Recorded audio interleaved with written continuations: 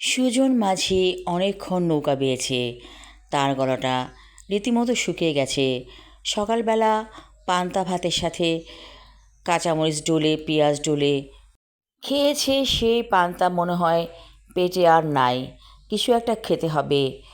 সুজন মাঝি ঘাটে নৌকা বেঁধে একটু হাঁটা পথে চলে এলো চায়ের দোকানে।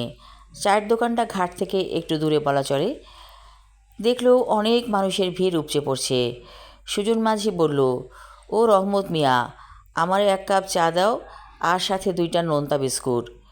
রহমত মিয়া বলল, তুমি বসো, আগের কাস্টমারদেরকে চা দেয়া নেই। সুজন মাঝি বলল, একটু পানি খাইতে চাই। রহমত মিয়া বলল, ওইখানে পানি আছে, নিয়া খাও। ঢক ঢক করে পানি খাচ্ছে সুজন মাঝি। ওর দিকে তাকিয়ে একজন বলে উঠল, আমার চা পরে দাও রহমত মিয়া, ওরে দাও, মনে হচ্ছে ওর অনেক ক্ষুধা পেয়েছে। একটা কাঠের বেঞ্চে বসে পড়ল সুজন মাঝি।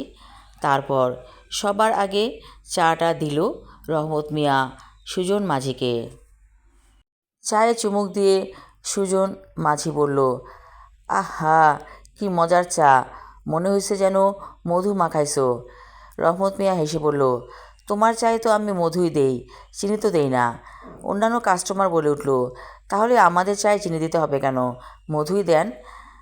তখন রহমত মিয়া বলে উঠল, এই সুজন মাঝি অনেক কষ্ট করিয়া নৌকা চালায়, বয়সটাও তার অনেক বেশি হয়ে গেছে, যার কারণে ওরে একটু মধু দেয় চায়ের সাথে, যাতে সে শক্তি পায়।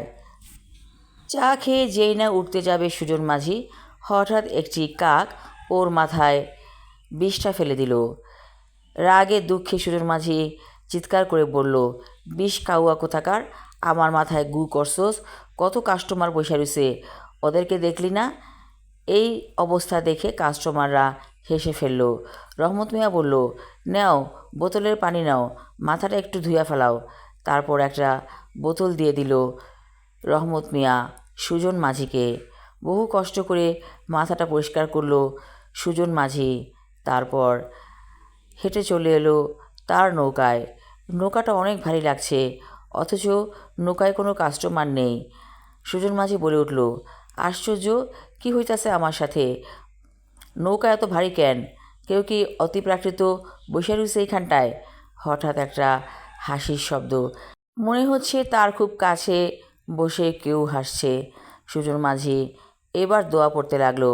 তারপর আবার সব কিছু ঠিকঠাক। নৌকাটা এখন হালকা লাগছে। আমি আমার লেখা ছোট গল্প বিষ কাউয়া পর্ব 1 পড়লাম। পরবর্তী অংশ থাকবে আগামী পর্বে। ধন্যবাদ।